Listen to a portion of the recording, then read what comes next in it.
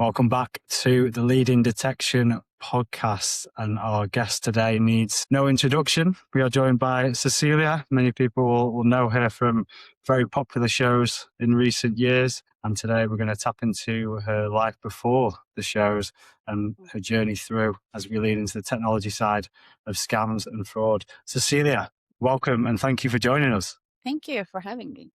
Yeah, absolute pleasure. And I know you've been very busy speaking. We're finding a time to sit down and record the podcast. Yeah, it's been everything comes at once sometimes, so but it's good. Do you have that saying in Norwegian? In the UK, we say no bus ever comes, and then three come at once. Yeah, but that is what I feel because in February I have nothing. So like it's so for me it's a really it all depends. Awesome. Well, thank you for joining us today. We're going to tap into your experience and knowledge as well. So, yeah, the reason that you're joining the Leading Detection podcast, we focus on the technology side of fraud and scams. Few people will know your experience in the industry. So, yeah, tell us a little bit more about that. Well, I came into the fraud industry because I became a victim of romance fraud, and that was back in 2018. And I lost a lot of money. I lost over £200,000. And that was, I had taken up loans as well. So I could immediately see that the consequences here would be dire, and they did become dire. But after a while, I was just feeling, and then I went to the press because for a lot of fraud victims, we try to go to the police and we go to the banks and financial institutions, but no one is really listening. And still to this day, I have seen it change, but sometimes it's still a bit of a civil, just a boyfriend or girlfriend who did this to you, nothing we can do about it. So I went to the press just to be believed. And that became then the Tinder Swindler documentary on Netflix. And that kind of blew up. I have never seen anything like it since. And I then started getting requests like, would you like to, be on stages or do fireside chats or do keynotes to speak on your experience? And I think one of the first ones I did was for fraud investigators. And kind of that feedback just hit me where they say, yeah, we look at this as like, we're in spreadsheets and looking at all the different cases and we see the numbers, but being able to just sit back and have a little pause and hear a story, just make us aware of why we're doing what we're doing. So I started doing that. And after a while as well, I was thinking that there were so many stages in my story where I didn't have any friction in the digital stages, when I was taking up loans, when he was using my credit cards, and just from a merchant point of view, or paying for flight tickets and hotels and all of this. I was just shocked how easy it was for him to do that, how he was using the system for his benefit, that we have created a frictionless system. So that's why I decided to go a bit back into my old world and my old job and look more into like how can we introduce friction at the right stages, good friction. So I'm advising an AI startup called Charm Security now, and like trying to go more into look at processes with financial institutions and see how they can better, because it's not an easy thing trying to help us when we're in the stage where we are truly believing the fraudster and they have made the banks the enemy when it should have been the different way around. So that has been my short, what I've been up to. Yeah, I mean, because within fraud, people obviously think about the crime side. They don't really think about the friction, like you mentioned. So UX designer by trade in some cases. So how do you bring those two worlds of fraud and user experience into one? Well, it was looking at the touch points that I had when I was, being coerced to do all these type of things, just getting the bank card in my mail, how easy that was, where there was no checks and no friction when it comes to my income. I just put in digitally in a field a number that I did not make, to be frank with you. He did tell me what to put in and I got it 2 days later. And these are the type of things that in the old days when we had to go into a bank and we have to see someone, that just that friction itself, where it makes it feel more serious. Now there was no one to speak to and no one who could stop me. And then something that's very close to my heart is how we are talking about and how we're going to deal with digital identity, both in the UK where I live and in Europe and in the globe. In my home country, Norway, we have a very well built out digital identity, which is amazing. It is great. We have had so many benefits in society that people can check, their health data. They can book times with their GP, can check their tax returns. Everything is just with one piece at one stage, which is great. But with that, when you're then removing friction when it comes to checking your bank account is the same way. Checking your bank account to see how much money you have in your bank account was the exact same process for me to sign a loan, and a loan with very 20% interest and 50K. So those processes were at the exact same time. And I even wrote to the criminal that I was with at the time. No wonder people goes bankrupt here in Norway, because it was so easy to get loans without security. I was shocked from a UX angle and process angle, where I was talking to him like, that he was my boyfriend, but as a criminal, he was excited, I'm sure. But that is how I'm trying to mix them, by looking at the touch points. And it's not only me that is experiencing this. This is systemic. This is, where criminals are tapping into, where they can see that we have vulnerabilities and gaps where we are not being aware of human reality. So that is where I'm coming in. And another thing, but it's not it is tech-based, but in a sense, looking more at processes and what financial institutions have in place today, the scripts they're having when they're talking to their customers. What's their tone of voice? What kind of questioning do you have when you have someone who might be stuck in an abusive environment, or in an investment fraud or romance fraud? It doesn't need to be even romance fraud, but there is trust who has been transferred. Is a trust that you maybe had in your financial institutions, but suddenly the criminal is the one who has your trust. And when the bank then tries to get in, and you're being defrauded, you don't trust the bank. That is just a stranger who's on the phone with you trying to tell you what to do. So that is where I go into talking to the banks to see what they do have, and are just trying to put a lot of knowledge into the behavioral space. Like, how do humans actually behave? How do we expect them to behave? If you expect humans always to be honest, reflective, and calm, people are not. Yeah, like we should, right? But if we get into situations where we are being coerced and abused and manipulated, people will change how they behave. Their contexts have changed, so they will act differently. And I don't think we have taken that into account enough with the new era of digital identity, and how we're talking about how your digital life is, in my opinion. How has it been received from the banks? Because of course it was business as usual until it's in the public eye now. It's public interest. Maybe it was a few years ago before stories such as It's been so interesting, the difference in, what country you're in. I think the UK is spearheading. It's insane to see the difference in accountability. Like, should we care? What is customer care for us as the financial institutions? Oh, they lost their money. It's not our fault. For example, I was taken to court by 4 of my creditors, where their thing was that it's a tragedy. Like, the case is a tragedy. It's a tragedy that I became a victim of fraud, but that is not the bank's fault. So they didn't want to take the repercussions of it. But then it's like, for us as people, who can I look to? Who can okay, you're saying it's not your fault, but no one cares about the criminal in these cases. So that has been the very much back in my home country in Norway, where they are, as I just want to be honest with you, they've been pretty upset and angry, a lot of times victims, because of course we are lying to the banks, we're being coerced, we are handing someone over our credit cards, we take up loans we shouldn't take up. I can totally understand the frustration, but it's not helping the cause. So back when I went public back in 2019, and I was talking about digital identity and the lending practices and how that can be abused. We have identity theft as well. There's a lot of partners in Norway who have taken up loans behind the other person's back. But in Norway, they've said you are then, you have almost allowed it in some sense and capacity.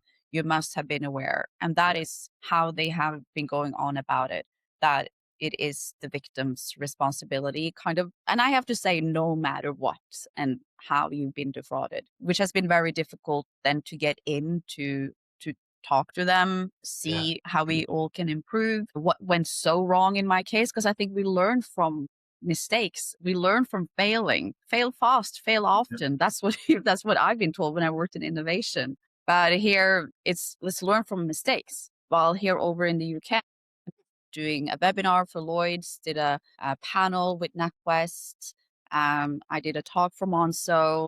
As I said, I talked for Starling Bank and did a workshop. So there's a lot of financial institutions here who are looking into after the reimbursement became mandatory here, to be frank with you, Yeah. that is the big difference, that we're the only country in the world that have that as a law. Yeah. So imagine like that the banks have to step up. They are creating specialized teams who have their sole purpose is to talk to victims like myself who are deep into manipulation and how do we get them to understand. So that's amazing. Haven't heard that. And then we have over in Australia where they're doing more of a holistic framework where they are bringing in the tech companies, which I feel we're not having enough focus on them here. I think it's wrong that it's the financial institutions that takes the entire hit here. That is not fair. I would have hoped that the reimbursement should have been that if you can prove that this person met them on Facebook and that was with a scam ad or a fake profile that had been on there for ages and people have been trying to take it down, they should be held liable the same way. So it's as I said, like the reception has been great, but it has been a big change since 2018 when I did go to police and the banks. And that's great to see. That was the purpose of doing what I'm doing, is to see some change, and I do see it. I mean, credit to them reaching out so quickly. Do you feel some occasions it's a bit of virtual signaling, saying, hey, we're listening, and some people are genuinely interested and are actually sitting down and wanting to understand? Is there a bit of both? Yes. Yeah, I think so. I think if they're mainly doing it for marketing, that they're doing always these outward events, they are only being headlining the big conferences just to get their logo on something. And I can say Meta is doing that. That is, I can call them out. A lot of people don't want to do it, but that has been maybe the most awful thing, the virtue signaling from them. Because I met several of them in person at different conferences, and there's nothing against the people. They have a job and they're doing their job, but they're lobbyists. Like they're not there to take responsibility or actually do something about the issues on their platforms. They're there for the virtue signal. Like we're here, we have our logo, we are sponsoring these different types of fraud conferences, but then sometimes the attachment becomes a bit too close. Because in my opinion, if you then take money from Meta to sponsor your conference, how can we be sure that you will actually call them out if you are dependent on them financially? Yeah. That is what I've been feeling. And since I've been able to travel around and I've been to different conferences, I can see that they say the same thing. Different people are having the same mouthpiece. They're having the same points, which has nothing to do with the responsibility that they should take. Yes, virtue signaling from some, but I'm very happy because that's where I was hoping to go into more the long-term collaboration, looking into their processes. Where do you have friction today? Where are the gaps? Where do you don't have it? Can we try this A and B testing, again, failing and see, like, as I say, I have a lot of assumptions, but since it takes a while before you actually get invited into the proper process and signing NDAs and stuff, because I totally get that. But there's not a lot, it's not many of them. I think you can do a talk, but I think people move on from one talk pretty quickly. But hopefully when they see that the reimbursements is here, like they have to continue, they feel the pressure. And that's what I think was so sad. I always say, I want to use the carrot. I don't want to use the whip. I don't want people to lose money. But I can see a stark difference between, for example, my home country, where there is no reimbursements for app fraud or APP fraud, if you want to say it there. And here, it's such a stark difference. And the financial institutions are really pushing this. You mentioned Monzo, I know Starling have got the scam intelligence. So they're trying to do stuff. They're being pushed to do it, of course, or they're willing to do it themselves, maybe a bit of both. So as a UX designer, as product people are reaching out to you, they're asking, what could we do? What's the first kind of friction, I guess, that's most obvious? From them, what they're saying, the friction is, or like the less friction, they're trying to put in friction, but as I think everyone knows, like the more questions you're getting before if you do a new payee, And you fill it in, and then of course you get several warnings. If you send this money, they may be lost. Are you sure that this is not a scam? So they are trying. And sometimes in certain cases, it might help if, for example, if it's a Facebook marketplace. These type of things can be really effective if it makes people think one extra time. But I think it should be put much more in context of what they're doing. If you get a general, if you think about it, if the context is, I need to buy something on Facebook Marketplace, if the warning is a lot more in terms of that, like, did you check reverse image search on what they put out? Does that image exist elsewhere on the internet? A lot of time, most of the time, that is a scam. Is the offer too good to be true? How much are you paying for this item compared to what they're asking for? A lot of these type of things. I think those warnings could have been a bit more effective. But that's a whole nother ballgame. How do you put that into a process that people are used to being super easy? Just one click and then I'm done. So reintroducing friction is much worse. We are having we're going to have a big issue with this because people are so accustomed to not having friction. So that is the one thing where they are putting in friction, but the issue is that people are not reading, they're not stopping, they find it annoying, and they just want to send it. So that is I think the main issue I think most financial institutions have today, that they are trying their best, but they can see they're not getting through. And what I think as well is that if you then call us, as I say, us as victims, call us and you then ask, do you want to send this one? Yeah, I know this person, I want to send it, like I've done my checks, blah, blah, blah.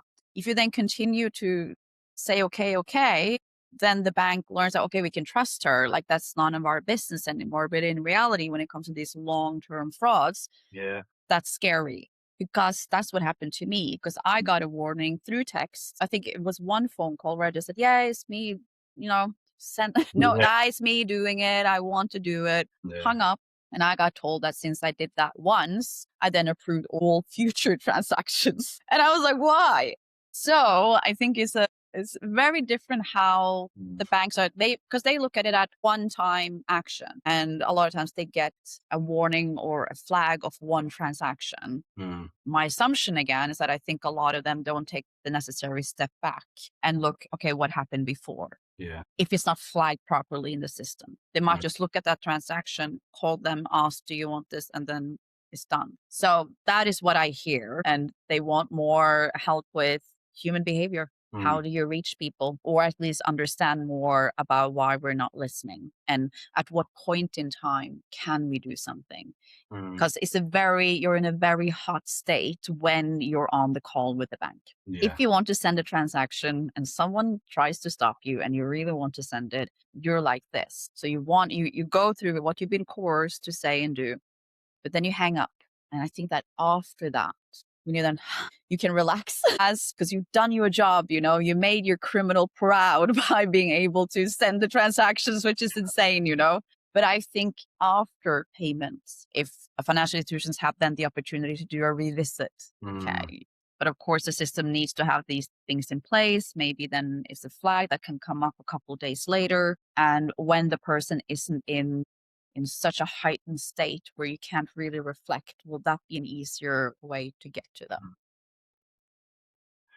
Do you think we should be using technology to take ownership away from the user a little bit, or is that too far? If someone really wants to send this money on the banks and everything, then they just release it. Or should we look at this and say, all the data that we've got is suggesting to us there's a 97% chance this is fraudulent, or the payment for 6 hours? No, that is what I hope for. Want to give financial institutions more tools from the tech side that I've been saying, if we look at it the way that a victim really wants to send this money, but as you say, they're 97% sure that this is a scam. When does it stop becoming the victim's money, where I see a lot of financial institutions use that? It's their money from a legal angle. We have to do as they say. And I want to challenge that. But if a crime is happening, if you know that this money that they want to send would come into criminal hands and fuel human trafficking, drug trafficking, all these horrendous things out in society, do you then have an opportunity that now it's not the victim's money anymore? So I'm holding them now, as you say, like a pause or a freeze of the money where maybe the customer believe that the money's been sent, but you're sitting on them still to give them that opportunity. And that is that I would love. I Mm. would love in those cases because we need to rethink that these are not victims' money anymore. Then it's crime, it's criminal money. Good So point. you're helping them. So, but I understand that's a whole lot of trickier. I have tried to pitch it a bit, and people sit there looking at me. They are not convinced. On But a I just tech problem or on a human kind of moral reason? I don't know. I just don't get much feedback on it, but I think it's awesome. I'm thinking, well, from my perspective, from a process angle and tech angle, Mm. like it is one opportunity where the bank is holding the money. Mm. They are holding it because they're checking. Yeah. We're talking about transactions that a crime is being committed here. We're not Mm. talking about the false positives. And I know that most of the calls and most of the flags that's coming up and conversations are not this dire, but the Yeah. consequences here is huge. So we need to take it seriously. But those are the type where I need to want them to rethink. Some of them are calling banks. So sorry, some of them are calling police. That police will go out and talk to them. But sometimes I'm like, are police the best ones to go and talk to these individuals as well? Are they trained in how to talk to someone who's being abused? Not all police officers have that skill set to be able to dig into someone that might sit there and say, everything's fine. They sit there and say everything's fine, but things are really not fine. It's the same. The correlation between romance fraud and domestic abuse are so many. Mm. Isolation, contingent expressions of love, withdrawal of love. Like there's so many things that you need to do something. And are the police officer understanding that then when it comes to then financial fraud, that people are only looking at money to be on that human level? Because we're only talking about the money. And as I said, the one thing where I put my walls down was at the end though, like all money was lost. So there was no hope. But it wasn't that they asked me about the money or how many loans, but she just asked me, are you okay? Mm. And I've just been on the phone so much with different financial institutions throughout the journey. And all of that had just been very tick box. Yeah. So Yeah. just having to sit on that uncomfortableness that she was asking me, am I okay? And I wasn't okay at Mm. all. It just makes you reflect. If you can actually get someone out of the spell, maybe, maybe not. But I Mm. think it gives people an opportunity to feel, how am I really feeling in my body? Yeah. So, and that kind of knowledge, I would love to hopefully use technology, like, through Charm and the work we're doing there, we're then creating an agentic AI that's an expert on human vulnerabilities can be. And I was Mm. discussing that yesterday where they were like, will it be safer? Would some people feel safer and be more honest with an AI instead of a human being because of the shame and stigma? Would you maybe sit there with a human being and just feel super uncomfortable because like, oh, you're going to judge me? But with Yeah. an AI, because we know that people are using ChatGPT as therapists and talking to them. So Yeah. Well, I mean, don't know how closely this correlates, but when McDonald's started putting the screens in the restaurants and you ordered via a screen rather yeah, than ordering with the size of the orders went up did because they? you're not asking someone for two burgers. You're Yes. putting on a screen. So Mm.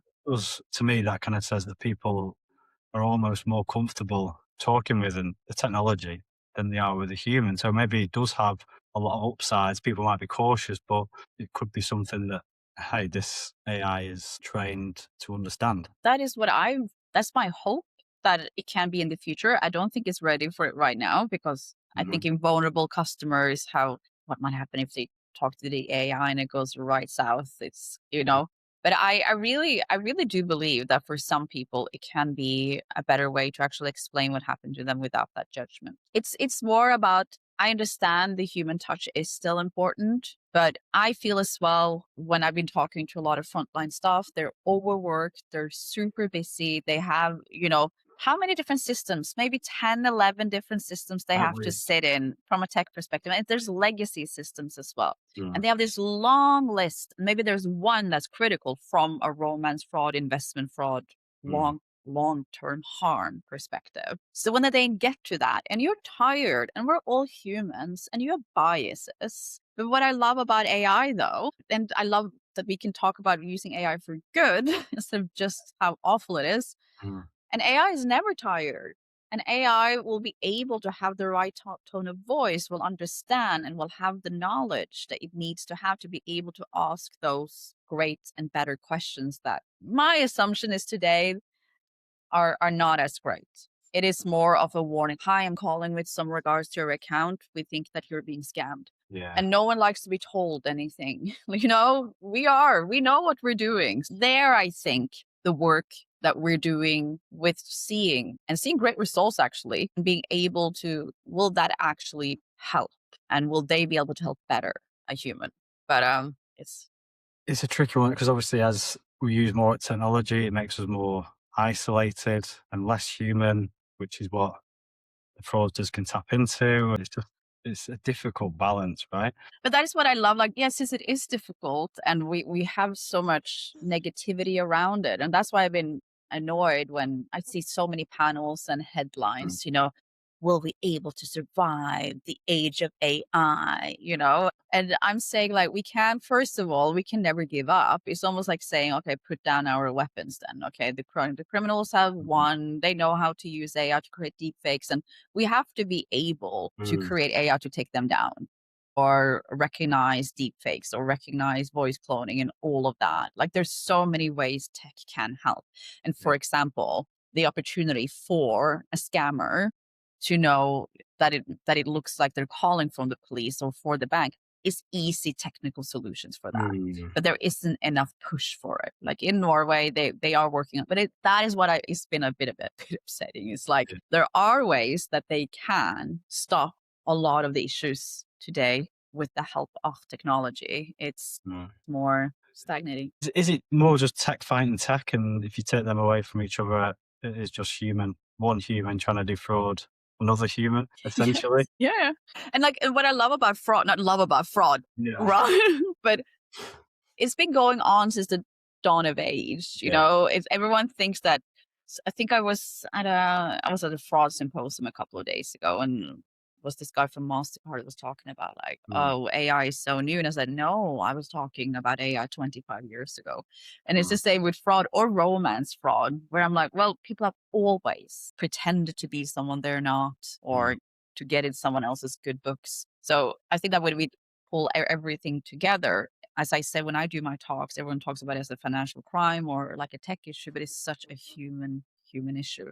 I think that's with all type of crime, but I think how we have been talking about it, we just eradicate the human suffering, and Mm. we only talk about money lost or poor banks. Yeah.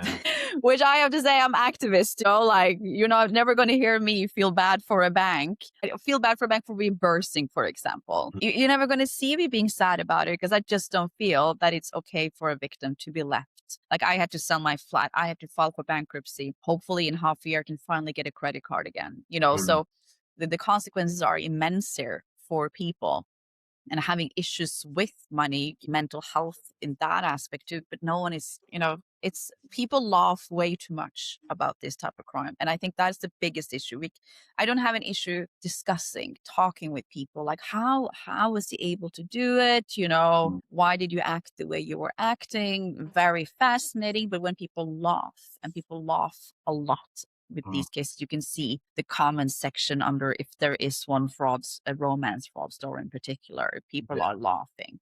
Or, as I think is so fascinating, this is the one crime type where people think awareness is just gonna evaporate it. And I think that's so funny because we don't think of that of any other crime type. That, oh, we know about domestic abuse, we know about rape, we know about all these type of things. Well, why are you becoming a victim of rape then? Why are you becoming a victim of a murder? And then I was like, well, awareness isn't gonna be that people are not gonna become victim of this. No. Of course, it will help so people are more aware of the dangers, but it's not. But that I've seen so many comments. Oh, people should know better now. What Mm. do you mean? So you're saying Yeah. like we're never gonna have any victims? Oh, it's so, and not everyone is aware. I No. think that is so interesting. I think for us who works in the field, and when I see people writing to me saying that they have been speaking to someone for 1.5 years and he's in hospital and can't get his funds, and then they watched Love Con Revenge and luckily contacted me, and I said, please stop. Yeah. It is amazing that we have these shows because that is actually what's reaching people sometimes. But what I meant is like most of us know that if you've spoken to someone and haven't met them for 1.5 years and they're very rich but can't get their funds, you're like, of course, it's a scam. For a lot of people, they need to reach out and just hear it from me or hear from someone else that, yeah. It's changing so often, right? I mean, the "Hey mum, I've got a new number." Everyone kind of Mm, knows about that now, right? But 2, 3 yeah. years ago, you can have all the awareness about other frauds, and it'll never get me. Fraud Yeah. type changes, technology changes slightly. Fraudsters can send 1,000 WhatsApps a minute, and someone's going to fall for it. Right? I mean, Yeah. my friend's mum almost did. It was just a coincidence that he was calling at the time. At the time, Wow. it shouldn't so much be on the victim side, especially on the tech side. The barrier to entry on the fraudster side is just getting close to zero, right? As we know, crime as a service, like everyone can do it now. And the possibility of being caught is almost nothing. That's why I hate kind of just in my case to see that there hasn't been any repercussions for him because I'm saying that what are you showing other criminals out there? Continue what you're doing because we can't even get him. And he's a real, a person who's been in jail several times. So we could easily have gotten to him. So that is my biggest sadness over it. It's like I just know that other criminals around, other people who are doing fraudulent activities are laughing at the police Yeah, with this guy, the guy I don't even want to name him, but it's because what are you doing? It's so that yeah, we need to have consequences here, but I know that police is at the end here and we can't really prosecute ourselves out of this either. That's why we come back to the tech companies and what we can do. Because I was discussing it, and it's such a sadness that we're all sitting here wanting to combat. We want to work. Can we get everyone in a room to kind of discuss this? And would that be a change? And then that a huge, huge part of it, which is the tech companies, and I talk about Meta because they are the big one, but yeah, TikTok as well, of course. There's a lot of fraud that's going on there too. They're just not stepping up and doing what they should do. But yeah. Looking forward, what are you excited about with kind of the tech side, but also what are you a bit cautious of? I am cautious that more and more countries are getting their own digital identity service and wallets. And I don't think that we are thinking enough over the possible consequences that will come from that if they go down the same route as the Scandinavian countries and Norway. We have accessibility issues as well that people are not being able to take part in digital society. So, because in Norway, there's a lot of like, first of all, back in the day, there were the financial institutions that gave you a digital identity. So it was not government led, but a financial institutions. So if someone had an issue with the digital identity or wanted to change it or for whatever reason wanted to be in contact with someone to fix it, it was the bank. Mm. So it was then a banking employee that was deciding if you could have a digital identity or not. And that can be scary because they have their own reasons for maybe not wanting to give you a digital identity. For example, I heard a horrible story where there was a refugee, an immigrant in Norway, that the banking employee felt that they couldn't speak well enough Norwegian. So they didn't give them a digital identity. That's terrible because so that is kind of where my biggest issues are, is that we're not thinking well enough. I am scared of the vulnerabilities in the processes that is going to be made if they open up for, digital signatures without witnesses. A lot of the things that I could see the missteps that was. So that's what I'm worried about where we're heading into. I'm working on a not-for-profit project where we're looking into designing intent into digital identity Okay. because that is not easy to know. We don't know if we'll be able to do it, but I love a good challenge where it's more, sole control isn't real control. Even though you have supposed to have sole control over your information and your identity, doesn't mean that from the human reality that you are the one in control of that. So that is what we're looking into. Is it possible to, okay, I want to do something, but what is your true intent with doing that? Is it identity theft? Mm. Is it coercion? Are you being abused? Is there a way we can build that into the tech stack? As I say, Okay. super, super but Yeah. we are wanting to talk to not for profits, academics, profits company to see if we can do something. It's more to create that friction that organizations don't really want nowadays. We're heading towards that. That's the issue. They want us to send transactions. They want us to do it. That is business to them. Yeah. So why should we implement something that might stop people from doing it? It's just like, that's just how the world is. And I totally get it. But that is what I'm quite excited about, to see if we can do it. And yeah. Well, thank you very, very much for joining us today, Cecilia. It's been a pleasure to see the tech side of your thinking and how the tech world can kind of help with a big issue. And would you say it's an increasing issue? Is it volume, sophistication from fraud? What are you seeing? I think all of it, but we know that the dark numbers, especially for romance fraud, and I imagine investment fraud as well, are huge. I think we have between 8 and 10% go to the police with these cases because they have the shame. I think some of them might just feel like, I can't get my money back. Well, what's the point? So I think that is trying to get more of the proper numbers here, because I don't think we realize the extent of this. I think that's the challenge, that I feel like, okay, we're losing billions here, and cyber scams and these type of, it's $1 trillion business. So I think that's what we're up against. And I think that if we see a drop, I just feel it's temporarily. Yeah.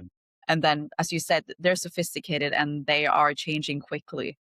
And that's why sometimes, and as well, like the hybrid between investment fraud and romance fraud, sometimes I feel like it shows that romance fraud is dipping and investment fraud goes up. But I feel like if the vessel for the investment fraud was a romantic relationship, it is romance fraud, even though what they want you to do is invest. So I think that is why it's dropping and coming back up. But both the sophistication, the tech side, and they're very good at people. And I think the biggest issue is that the biggest vulnerability is us humans. And that's all they call us the weakest link. And I hate calling humans weakest link, because that's just who we are. You can't design yourself out of human reality. You can't just ignore it. Just say, well, humans, we're not going to be humans. We're not going to decide. We're not going to take into account anything of this. People will fall in love and people will trust the wrong person. And how are we going to meet them at the other end? That is the job that I'm doing. So thank you for having me, Matt. As well. Sharing and being so open as well. Yeah, thank you. I appreciate it. And if people want to catch you this year, what have you got? I know you've been busy on conferences so far this year. What else have you got coming up this year? I can't tell you. It's a secret, but it's a lot of amazing projects that's coming up. You just have to wait and see. There is a cliffhanger. Stay tuned. Yes. What's going on later this year? Yes. Well, an absolute pleasure. Thank you once again. And thank you to listeners. Until next time, ciao for now.